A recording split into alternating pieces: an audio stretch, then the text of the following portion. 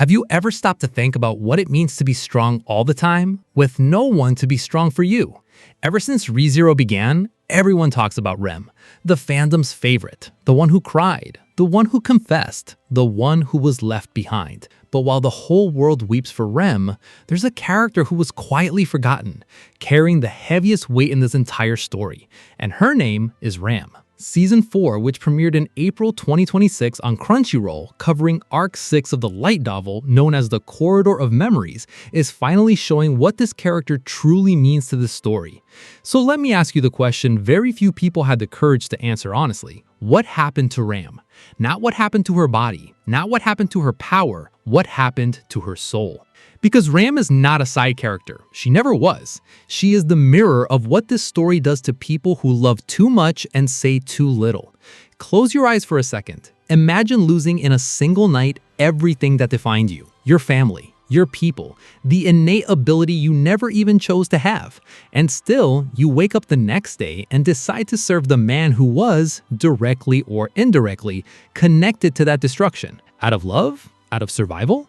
Or because when everything was taken away, the only piece of the world that remained carried the scent of the person you swore to protect? That's Ram, and Season 4 is placing her at the center of one of the most emotionally brutal arcs in the entire series. Let's take a step back, because there's important context here that a lot of people skipped. Ram was above all else a prodigy, one in a millennium among the Oni. While Ram grew up living in her older sister's shadow, Ram had the horn, had the power, had the recognition. She was revered. But on the night the witch cult attacked their village, everything changed. Ram lost her horn, and along with it, most of her mana, her raw power, her identity as an Oni. She became dependent on mana infusions from Roswaal just to stay functional. And here's where things get psychologically heavy. Roswaal spent years as a man driven by a grimoire written by Echidna that led him through loops of fate as though every life was disposable. Ram knew that, and still she stayed by his side. It isn't naivety, it's the choice of someone who has nothing left, and decide that the love that remains, even imperfect, even directed at someone morally questionable, is still worth more than the emptiness of having nothing at all. And then comes Arc 6, Season 4. Subaru sets his sights on the Pleiades Watchtower, located in the sand dunes, a place even the sword saint Reinhardt couldn't reach. The goal? Find the sage Shaula and discover a way to save Rem, who has been in a coma ever since gluttony devoured her name and memories. Julius, whose name was devoured and forgotten by everyone except Subaru, also needs to be saved. And who decided to join this journey without anyone asking? Ram. Why?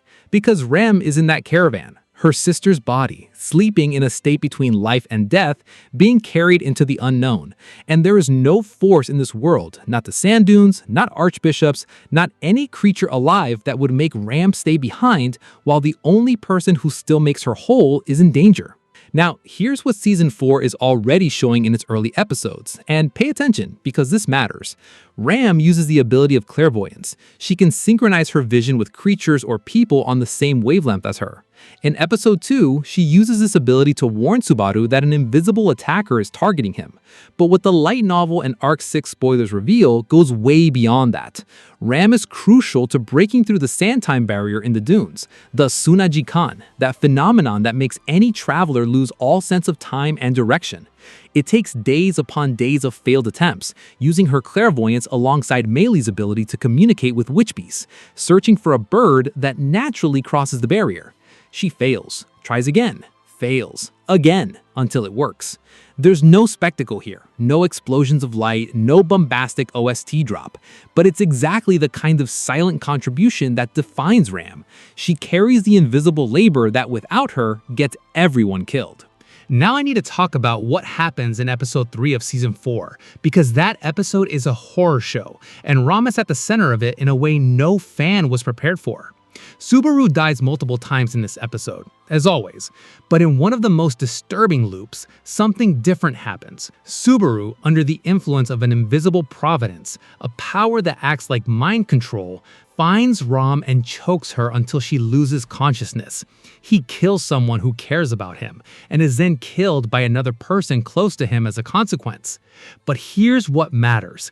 As Ram is being choked, she can't scream for help. She tries to use her clairvoyance. She tries to understand what is happening to Subaru, because even as the victim of the violence, her first instinct is to try to understand the attacker. That's Ram in one single scene. She doesn't have Ram's emotional outburst. She won't give you the pretty tears that turn into phone wallpapers. She'll give you the quiet brutality of someone who has processed so much pain that they turn to stone on the outside, but still feel everything on the inside. And now comes what the light novel reveals about Ram's fate at the end of Arc 6. Heavy spoilers ahead, so you've been warned. Ram decapitates Pleiades, the Archbishop of Gluttony who devoured Rem's name and memories.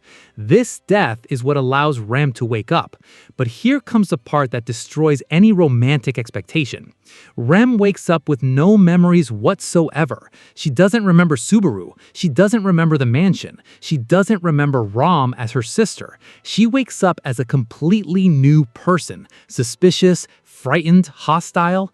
Ram killed Lai. She saved Rem's life and received back a stranger wearing the face of the only person she sacrificed absolutely everything for. Think about that moment.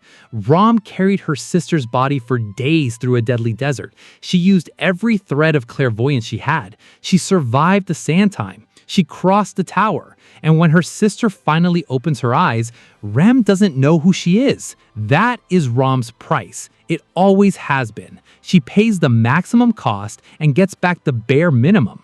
But then why does Ram keep going? That's the question that separates the fans who see ReZero as entertainment from those who see it as literature. Ram keeps going because her love was never conditional on reciprocity.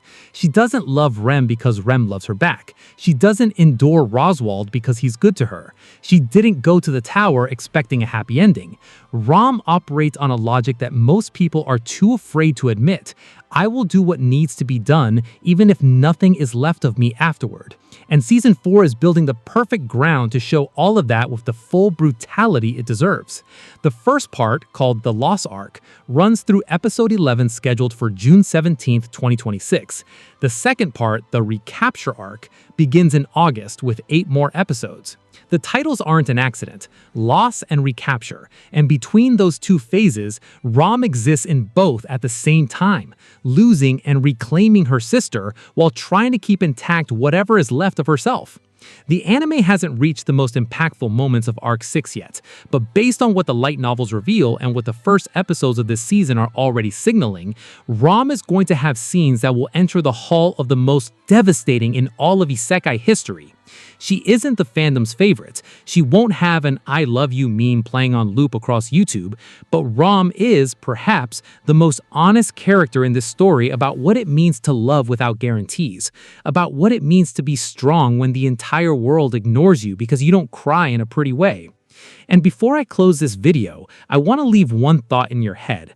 Ram lost her horn, lost her village, lost her sister, not all at once, but in the worst possible way, which is having that person right there beside you and not being recognized. She lost pieces of herself for a love that may never be fully returned. And yet she's still standing, still in the tower, still fighting. So here's the question I'll leave you with, and I want you to really think before you comment below.